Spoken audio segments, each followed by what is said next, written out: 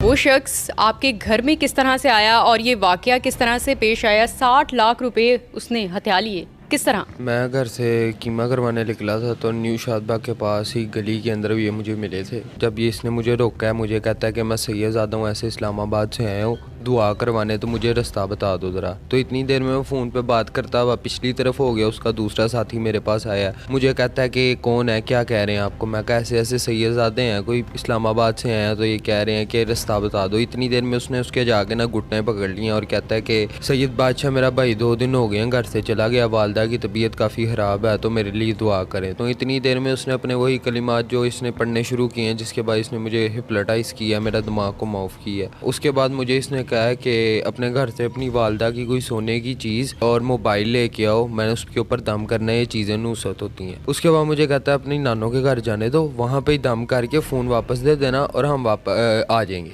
अब जब हम नानों के घर पहुँचे, मैंने वहाँ से मम्मा का फ़ोन पकड़ा है। उसके बाद इसने अपने वही कलमे दोबारा पढ़े हैं और इसने मुझे कहा कि फ़ोन ना जेब में डाल लो। मैंने फ़ोन जेब में डाल लिया। वापस मैं इसको उतारने जा रहा हूँ तो मुझे रास्ते में कहता है कि अपने घर की तरफ जाने दो, आपके घर के अंदर ना मुझे साए नज़र आ रहे हैं। मेरा दिमाग तो माउफ हुआ था, मुझे समझ नहीं लगी, मैंने दोबारा कैसे इसकी हाँ में हाँ मिला दिया। मैं इसको अपने घर की तरफ ले आया। तो जब घर आया, घर के अंदर आया ये, तो इसने अपने वही कलमे दोबारा दोहराने ऊँची ऊँची आवाज़ में शुरू किए हैं। जब हम सेंटर वाला कमरा ये पिछले कमरे में था, तो इसने मुझे कहा अपनी वालदा की कोई सोने की चीज़ देख के लाओ, तो उसके ऊपर मैं दम कर देता हूँ, फिर हम चलते हैं। पिछली कमरे में खड़ा है, अलमारी का ना दरवाज़ा थोड़ा सा खुला हुआ था, तो अब वो जब दरवाजे के अंदर ना शॉपर पड़ा था, उसके ऊपर बाकायदा लिखा हुआ था आबिजुल। वो कहता है कि इस शॉपर में क्या है, इधर आओ मुझे बताओ।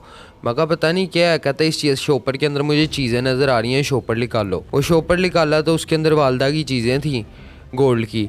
तो उसके बाद इसने अपने वही कलमे दोहराने शुरू किए हैं। कहता है मुझे तुमने 70 कदम वापस उतार के आना है, ठीक है? तो ये आके तुमने अपनी वालदा को दे देनी है चीज़ें और उनको बताना कि सैयद बादशाह आए थे, उन्होंने इन चीज़ों पे दम किया। उस टाइम मेरा दिमाग माउफ हुआ था। जब वापस वहाँ पे हम न्यू शादबाग पहुँचे हैं, तो ये वहाँ पे मुझे कहता है कि इसने मेरे से फ़ोन लिए हैं मेरे, ठीक है? वो शॉपर मेरा बाइक पे लटका हुआ था। मुझे कहता है कि तुमने 70 कदम कलमा पढ़ते हुए जाना गली के कोने तक और तुमने अपनी वालदा के लिए दुआ करके ना वापस आना। उसके बाद ना इसने मुझे कहा गली के कोने तक 70 कदम चलते हुए जाओ। जब मैं गली के कोने पे पहुंचा तो मैं मुड़ा हूँ तो इसका दूसरा साथी 125 पे बैठा था, ठीक है, जिसके पास मेरे फ़ोन थे और ये मेरी बाइक से शॉपर उतार रहा था। तो शॉपर उतार के अपनी 125 पे बैठा और जी सीधा चलेंगे। जितनी देर में मैंने बाइक मोड़ी है, मेरी आंखों से ओझल हो गए थे ये। पुलिस वालों ने उससे अगले दिन ही तफ्तीश शुरू कर दी। उस दिन पर्चा कटवाया, अगले दिन ही पुलिस वालों ने तफ्तीश शुरू कर दी। पुलिस वाले ताउन कर रहे हैं। उन्होंने जब तफ्तीश शुरू किया तो उसके अंदर आया कि चाइना स्कीम वाली साइड पे गए हैं, ये शालामार वाली साइड पे। तो आगे पुलिस वाले कैमरे वगैरह देख रहे हैं, तो इंशाल्लाह उम्मीद है कि पकड़े जाएंगे।